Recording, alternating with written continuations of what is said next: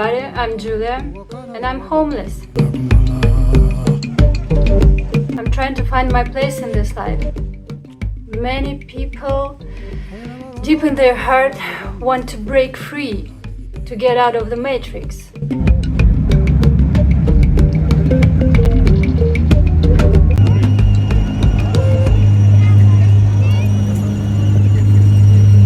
Inside it, they have to do ordinary things, to live a mediocre life, where everything bright, sweet, and desired seems impossible. All they can do is just dreaming about it. They could be anything they want and anywhere they want, but they don't dare to leave their comfort zone and enter an unknown territory. My assumption is that happiness is always situated in unknown territory. I decided to risk and find my place in the sun. Successful people say, loving yourself is the key to everything. Do you know what to love yourself means? How should I do this? Repeat affirmations. I love myself. I love myself. I love myself. Or maybe I should list my accomplishments. No, I have no accomplishments. I'm a loser. Accept myself with all my flaws. Okay, I accept it, but it doesn't work. I still don't feel love to myself. Look at this, how big this thing is. I think it weighs tens of thousands of tons.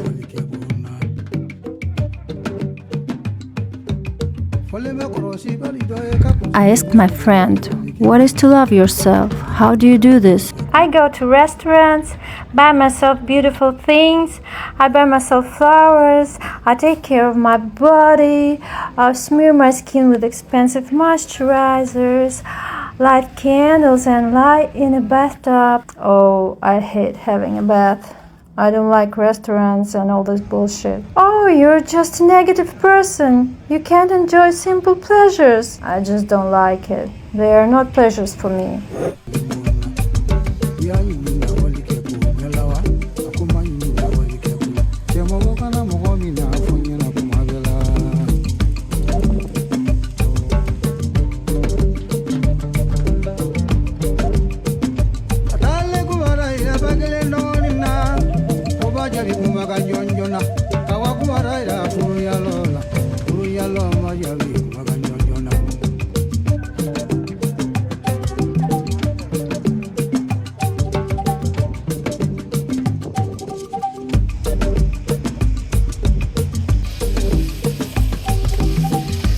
I talked to some guy and I told him I was walking and looking at boats and yachts, and they all are so different and interesting. I really enjoyed it.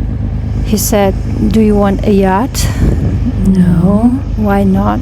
What for? I don't need yacht. I like looking at them. I like looking at buildings as well, mountains, flowers, but I don't need to possess them. I don't know why rich people want to have yachts. Maybe their status obliges them, or maybe they're born sailors and can't live without a sea, or it's the same old story about serving the money. After a certain amount of money, you become a slave. Money has to be spent, and things you bought need maintenance.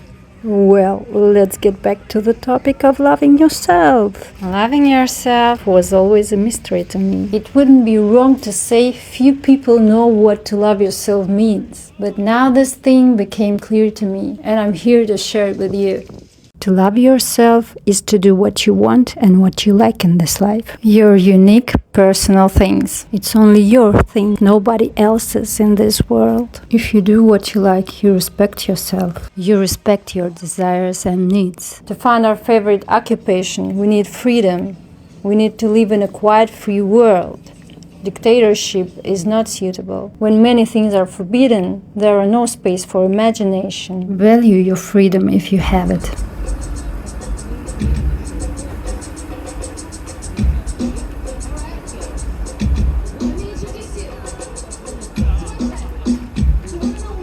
Sometimes it's not easy to find yourself. It's much easier to choose ready-made solutions. You know the standard set of things. Good car, good house, children and spouse, respected job, status in society. But we are all so different, and it can be true that we all need the same standard pack of things. I see that people just don't understand what they really want, and they choose things that are considered to be valuable and respected. They don't ask themselves, do they really want it? They just get ahead of themselves. Maybe they have no time. By the way, it's a sign that you're stuck in the matrix. You never have time to think. No, I have no time. I work. Do you understand? I'm a serious man. I just need what is advertised. Right now, immediately. The matrix is a rigid world of rules. Inside of the accustomed world, new fresh ideas rarely visit us. Our mind is also rigid, motionless, fixed. We call it sanity. Sometimes it's impossible to find the truth in a sane world, and we have to take a little glimpse into insanity. Let's follow the white rabbit. I'll show you how deep the rabbit hole goes. Let's find the truth and your true purpose in life. Welcome to an amazing world of imagination, freedom of thinking, and self-expression. The world where your craziest ideas can be realized. I don't know about the rest of the world, but in Russia, bold ideas are always condemned. No one ever supports you. In our culture, it's okay to frighten you with difficulties on your way. Sometimes people think you lost your mind because of your crazy plans, but they have no idea what's considered to be normal. Let's figure it out once and for all. Psychiatrists believe you are normal if you have the following traits. First, social adaptability. And the most important indicator here is long-term deep relationships with people, friendship or love. This includes adequate response to what happened. Bad events make you sad. Good events make you glad. If you behave in an appropriate way, you have long and deep relationships. Second, ability to organize your life. For example, you can check it using this tool, the balance wheel of life. Google it. The more different areas you have in your life, the better your mental health is. And the third one, absence of psychopathological symptoms such as hallucinations, delusion, impaired consciousness. Therefore, social dysfunction and distress or feeling unwell are typical for abnormal people. So what do you think? Are you normal?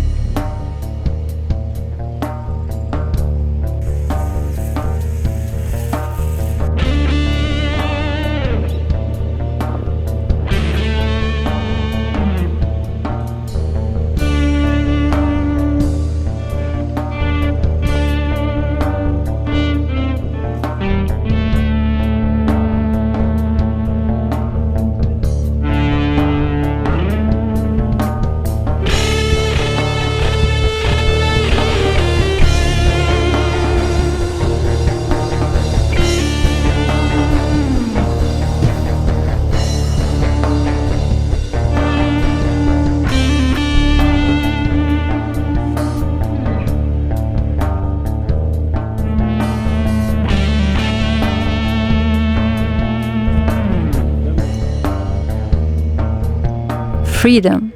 What a sweet word. Inside the society, freedom can't be absolute. One person's freedom ends where another's begins.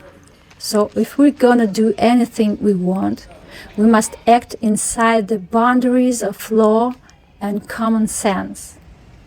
If you go out of these boundaries, people think you're insane or a criminal.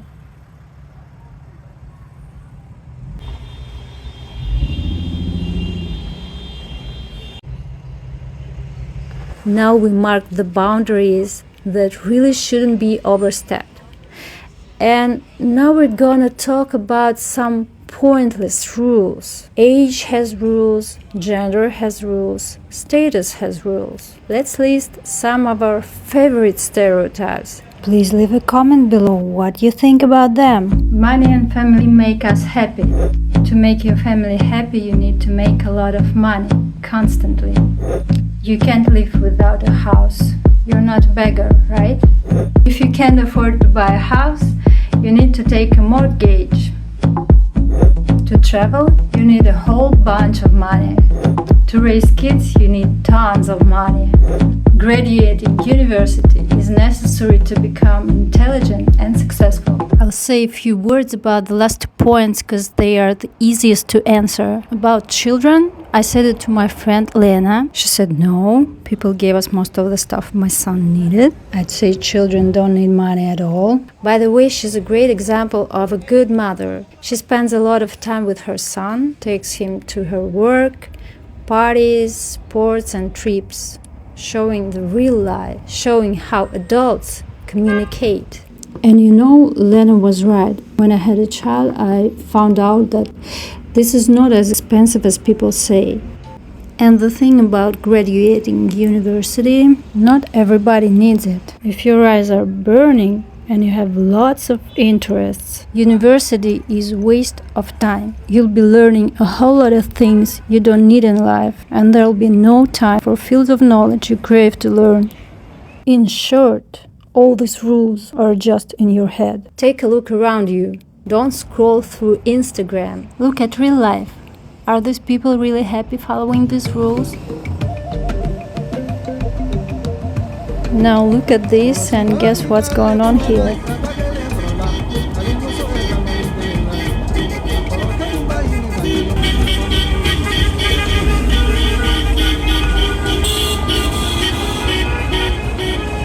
Well, it's a custom to honk the horns when a wedding procession moves through a city. Weddings in Georgia are almost every day. How do I know? Now you know. We have the same tradition in Russia. They say the noise is made to chase away evil spirits from marriage. Guess what? That doesn't help. Divorce rate is about 50% in Georgia and 70% in Russia. Back to the topic of happiness of people following the rules. Why do I think they are not happy?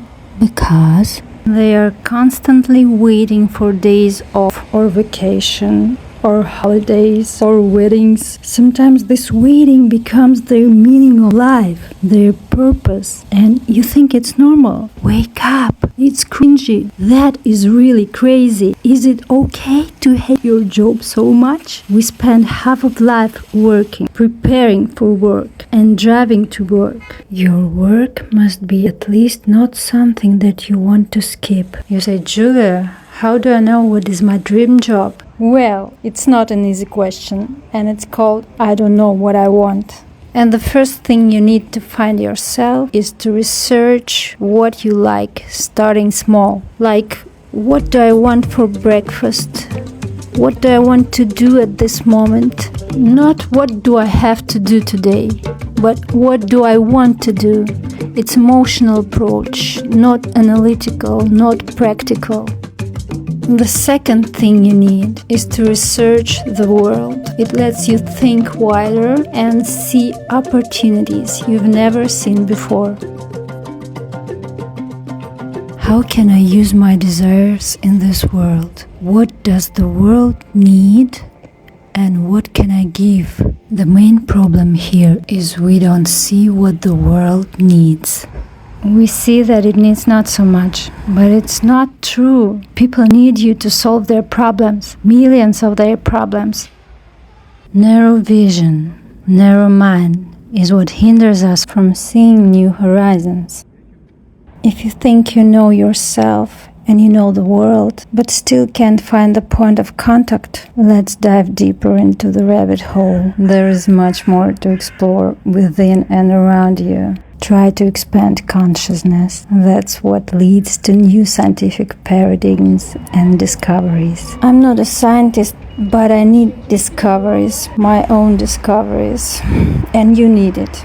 As I said before, the world is rigid and we need its boundaries to become flexible. Let's say you should undermine your brain to make it unsustainable for a period of time. It'll go beyond and let you breathe deeper and see and feel more things around you. I know at least 4 ways of expanding of consciousness, and the first one is meditation. Everybody talks about it. Its effect is even investigated by science, but it doesn't work for me. I'm too anxious to meditate. I can't sit in one place for too long. But some people say you can do it even while you're walking. Anyway, the alternative to this is solitude and idleness. When we are free and do nothing, our brain continues working. It processes information and do it best when you aren't busy with something, with scrolling as well.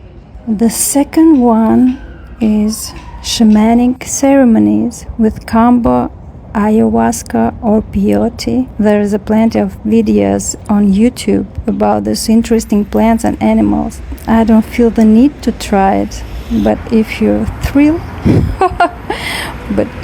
thrill seeker, you know these tools exist.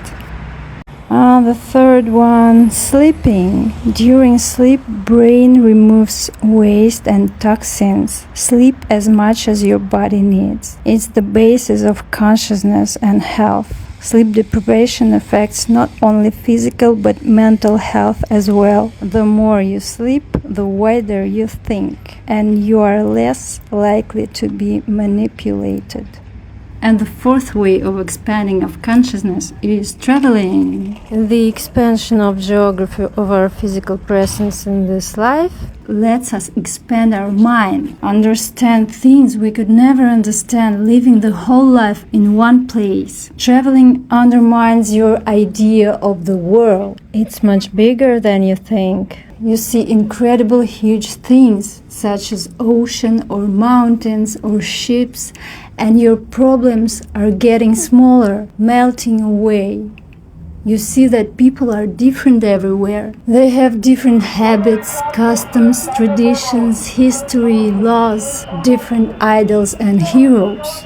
They express emotions differently. They have another lifestyle, rhythm of life, weather that you never experienced before. If we're stuck in some negative space, we can move away. We need a change of scenery. We can remove negative patterns by changing place, changing behavior, and even language. All these creates new neural connections in our mind. If you ever heard of cognitive behavioral therapy, you know that changing your behavior creates new neural paths, and doing it day by day, you change your thoughts. In new scenery, it's much easier to create new behavioral patterns. I've gone through cognitive behavioral therapy for insomnia, and there was a rule: you can't spend time in bed if you don't sleep. You can read or do something soothing sitting in another room or sitting at the other end of the room, because in your mind, bed should be associated with sleep, only with sleep. You create a new reality where contact with pillow induces sleep. Don't watch TV, don't eat, don't scroll through your phone, don't lie in a bed more than 15 minutes if you can't sleep. Your bed is a sacred place. In the same way, you can create your sacred place anywhere you want. Don't allow bad emotions and toxic people and toxic jobs into your new life. A place is always associated with something in your mind, with certain emotions, certain behavior. When I'm in my parents' house, I always catch triggers and my mood spoils. My mom screams, my dad grumbles, both criticize me. Walls remind me of struggles I've been through. All that makes me descend into madness. To be stable, I shouldn't stay there for too long. Change the place where you have been nothing. If you haven't found yourself in the place where you were born, it doesn't mean you won't find yourself in other places. In your neighborhood, in your city, there can be a lot of triggers you don't realize, and they drag you down, reminding you This is the place where you have been nothing, where you have been neglected, abused, bullied. Changing place, you can manipulate your brain, create new habits and new lifestyle. If you're always gloomy in your native city with endless rain or snow, try to change the city.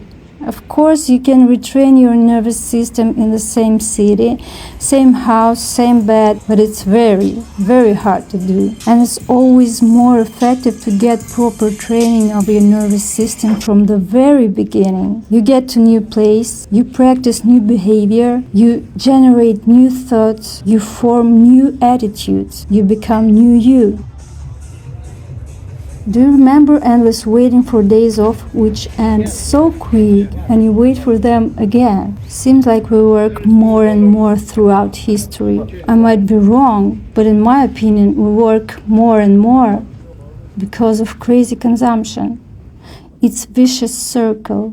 They advertise, you want to buy, everybody wants to buy, they have to work more, they need more parts for producing goods, they need more delivery of these parts.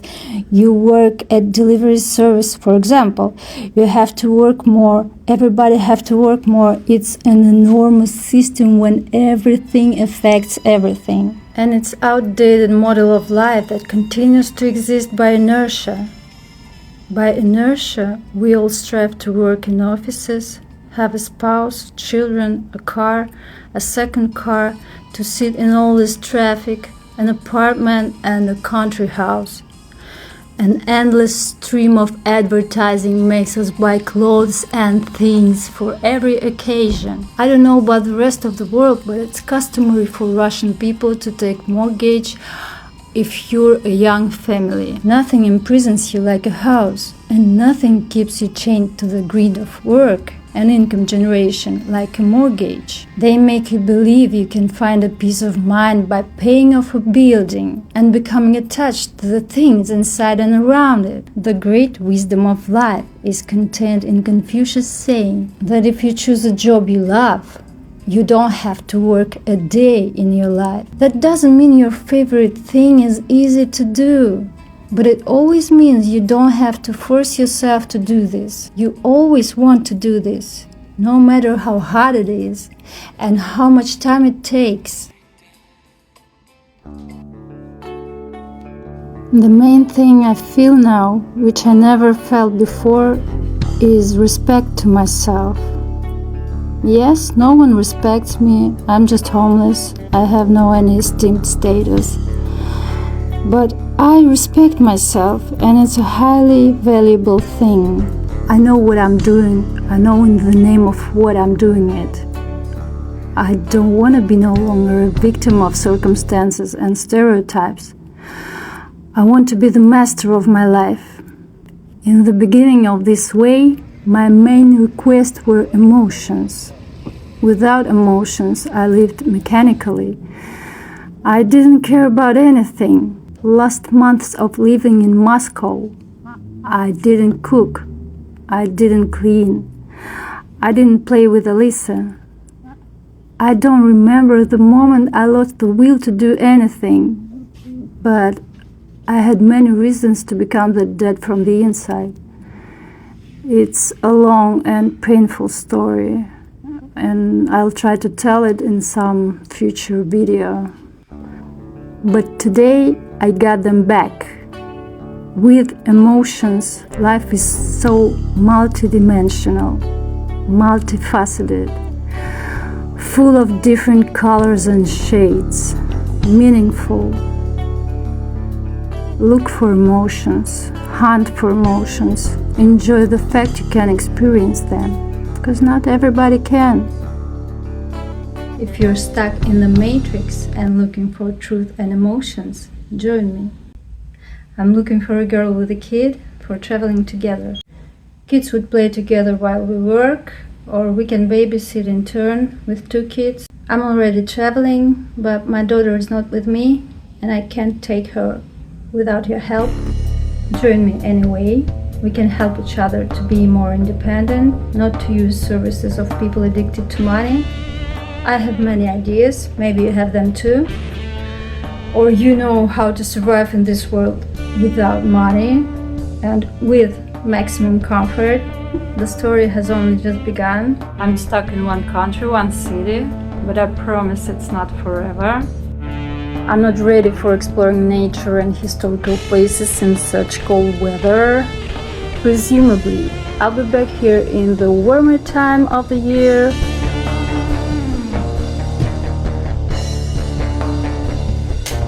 Stay tuned, I'm just preparing for great things, waiting for you to join me. Bye!